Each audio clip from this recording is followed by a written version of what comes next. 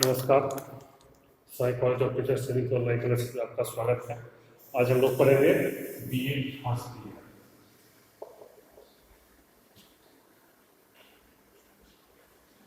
विषय है C2 contemporary India and education, जिसे हिंदी में कहते हैं समकालीन भारत और शिक्षा। यूनिट आप पहले से देख रहे होंगे, वीडियो पढ़ रहे होंगे। तो इसमें हम फर्स्ट यूनिट पढ़ रहे हैं भारत में शिक्षा पीठ से वर्तमान तक, जिसमें वैदिक शिक्षा पढ़ चुके हैं, बौद्ध शिक्षा पढ़ चुके हैं। अब दोनों का तुलनात्मक अध्ययन हम कर रहे हैं। तुलनात्मक अध्ययन में हमने समानता पढ़ लिया है और असमानता स्वरूप जिसका एक कोड हम पढ़ चुके थे। ऐसी असमानता कि बौद्ध शिक्षा और वैदिक शिक्षा में क्या असमानता है, इसको आगे बढ़ाते हुए हम अगला पॉइंट पर आते हैं। अब देखिए, वैदिक शिक्षा प्रणाली में शिक्षा का केंद्र गुरु का घर था या गुरु गृह था। वैदिक शिक्षा प्रणाली में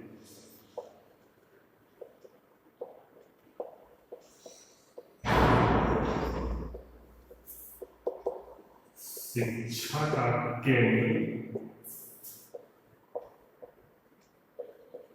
गुरु गृह, मतलब आप पढ़ चुके हैं कि गुरु के घर जाकर के उनके आश्रम में रह करके शिक्षा ग्रहण करना पड़ता था। जबकि बौद्ध शिक्षा प्रणाली का विकास ही बौद्ध मठों में हुआ था, जहाँ कई बौद्ध भिक्षु मिलकर शिक्षा देते थे। वहाँ गुरु के घर में क्या होता था, अकेले एक गुरु होते थे, शिक्षा देते थे। जबकि बौद्ध शिक्षा में बौद्ध शिक्षा का केंद्र बौद्ध मठ,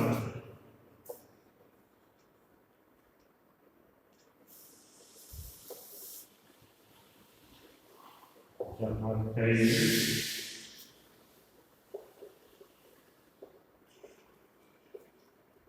बौद्ध भिक्षु मिलकर शिक्षा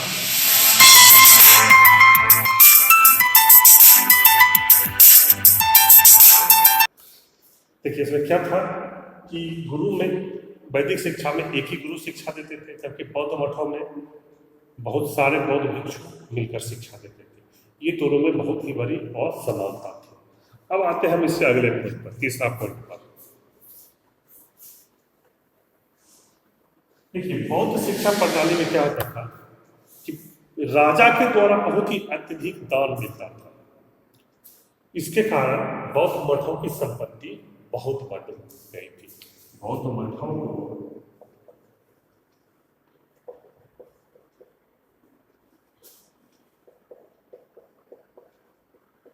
राजा द्वारा अत्यधिक दान दिया जाता था।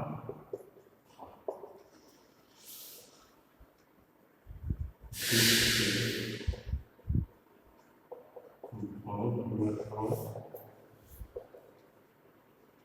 की संपत्ति बहुत बढ़ गई थी। देखिए, जब संपत्ति अधिक बढ़ेगा तो क्या होगा, वहां पर विलासिता आ जाएगी। और इसका वर्णन जो है हमें बौद्ध धर्म के ग्रंथ विनय पिटक से होता है कि बौद्ध मठों का जो जीवन था, बौद्ध मठों में जो शिक्षार्थी और बौद्ध भिक्षुओं का जीवन था, वह सुखी और सुविधापूर्ण था।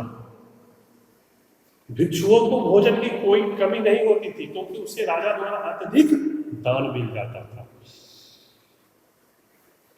और भिक्षुओं के बीमार होने पर उस समय के प्रसिद्ध जीवक वैद्य के द्वारा उसका इलाज किया जाता था।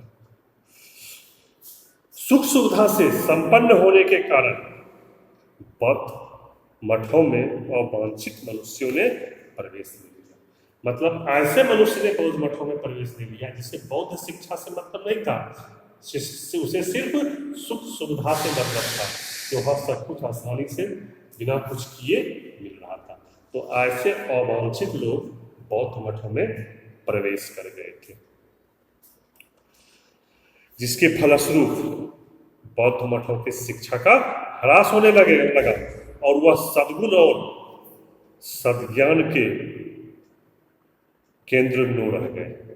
जब अवांछित लोग प्रवेश करेंगे तो निश्चित रूप से जो बौद्ध धर्म का ह्रास वहाँ जब होने लगा शिक्षा का, तो वहाँ सद्गुण धीरे धीरे कम होने लगा, सद्ज्ञान धीरे धीरे कम होने लगा और बौद्ध शिक्षा का ह्रास होने के कारण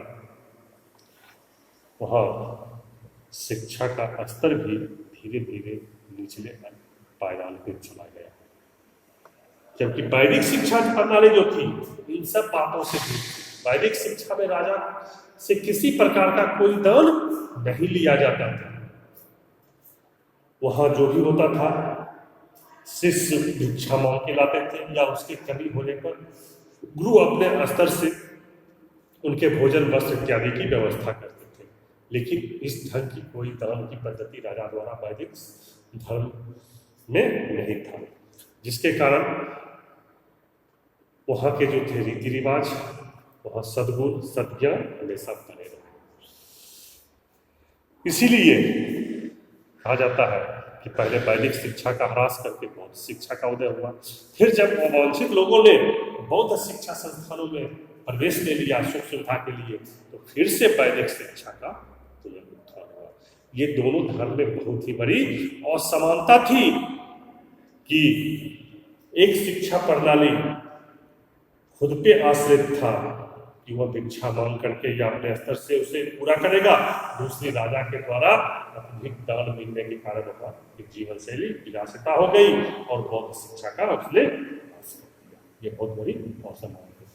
अब आते हैं इसके अगले पॉइंट पर। इसका अगला पॉइंट आते हैं देखिए, बौद्ध शिक्षा में गुरु शिष्य संबंध उतने अच्छे नहीं थे जितने वैदिक शिक्षा में थे। इसका चर्चा हमने पहले भी किया था कि गुरु शिष्य संबंध बौद्ध शिक्षा जो है उन्होंने वैदिक शिक्षा से अपनाया, लेकिन जैसा कि संबंध वैदिक शिक्षा में गुरु शिष्य का रहा, वैसा संबंध बौद्ध शिक्षा उसको कायम नहीं रख सका। बौद्ध मठों में जो है छात्रों के ऊपर गुरु का प्रभाव कम हो गया था। क्यों कम हो गया था कि बौद्ध मठों में सभी भिक्षु पूर्ण स्वतंत्रता का उपयोग करते थे। जैसा कि आप पहले पढ़ चुके हैं कि वहां पर बहुत सारे बौद्ध भिक्षु मिलकर के शिक्षा देते थे और वह अपने पूर्ण स्वतंत्रता का उपयोग भी करते थे। मठों के सभी शिक्षु पूर्ण स्वतंत्रता का प्रयोग करते थे कि उनका जैसे शिक्षा देने का मर्जी होता था वैसे ही देते थे। बौद्ध संघ से सभी प्रस्ताव भिक्षुओं की सभा द्वारा पारित किए जाते थे कि भिक्षुओं को क्या क्या करना है नहीं करना है, उसका प्रस्ताव जो है वह बौद्ध के सभा के द्वारा पारित किया जाता था। इस प्रकार बौद्ध शिक्षा प्रणाली जो थी वो प्रजातांत्रिक सिद्धांत पर आधारित था, जबकि वैदिक शिक्षा प्रणाली में एक ही गुरु होता था और उनका आदेश मानना शिष्यों के लिए अनिवार्य था तथा कर्तव्य भी था।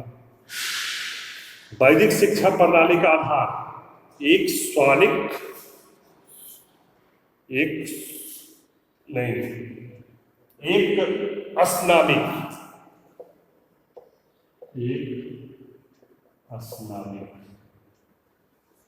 वैदिक शिक्षा का आधार एक अस्नामिक सिद्धांत पर था।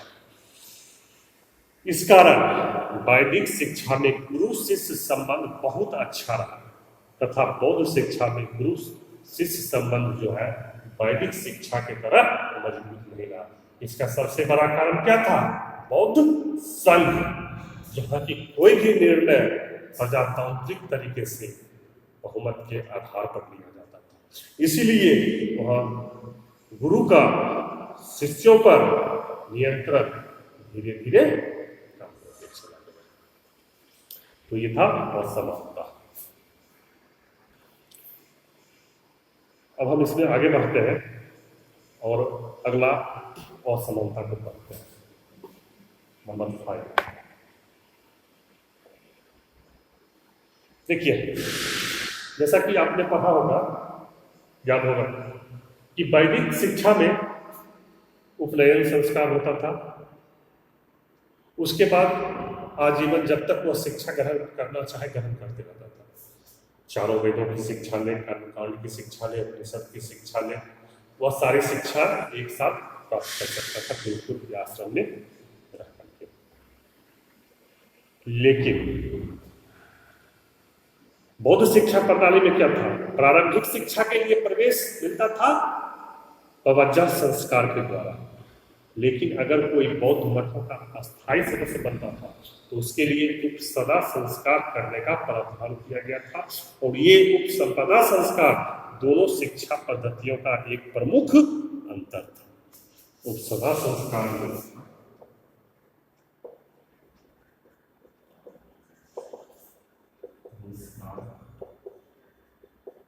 दोनों शिक्षा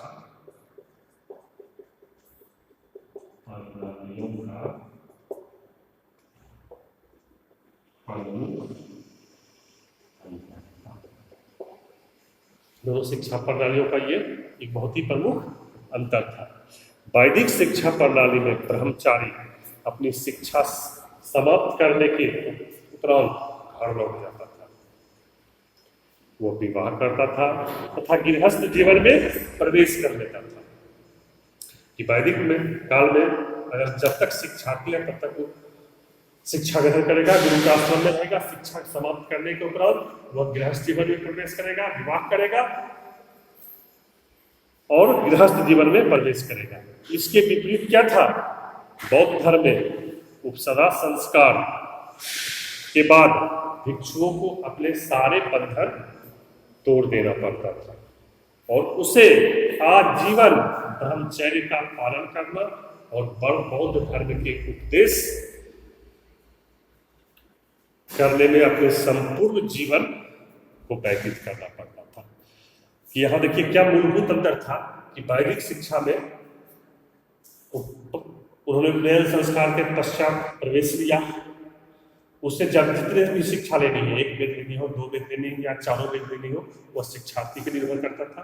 वो उतना शिक्षा उन्होंने अपना पूर्ण किया, उसके बाद वह घर जाता था, गृहस्थ जीवन में प्रवेश कर देता था, विवाह हो गया। लेकिन इसके विपरीत बौद्ध शिक्षा प्रणाली में जो सदा संस्कार जिस भी छात्र का संपन्न हो जाता था उसे आजीवन बौद्ध मठों में ही निवास करना पड़ता था और उसे ब्रह्मचर्य का आजीवन पालन करना पड़ता था। वो विवाह नहीं कर सकता था, गृहस्थ जीवन में प्रवेश नहीं कर सकता था और सदा संस्कार होने के पूर्ण होने के बाद उसे पूरा जीवन बौद्ध धर्म के उपदेश में ही व्यतीत करना होता था। ये एक बहुत ही बड़ा दोनों में मूलभूत अंतर था। अब हम बढ़ते हैं इसके अगले और सवाल का। नंबर 6 देखिए, वैदिक शिक्षा प्रणाली का आधार जो था वो व्यक्तिगत शिक्षा संस्थाएं, गुरु शिष्यों की आदर्श परंपराएं थी। क्या थी? वैदिक शिक्षा प्रणाली का आधार वैदिक शिक्षा प्रणाली का वैदिक शिक्षा प्रणाली का आधार व्यक्तिगत शिक्षा संस्थाएं, व्यक्तिगत शिक्षा संस्थाएं और गुरु तथा शिष्यों के आदर्श परंपराएं और गुरु तथा शिष्यों की आदर्श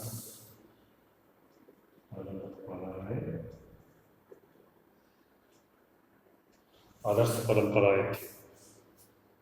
इसके विपरीत बौद्ध शिक्षा प्रणाली विशाल मठों और बिहारों में स्थित शिक्षा संस्थानों के संघ पर आधारित थी, जिसके अनेक शिक्षक होते थे।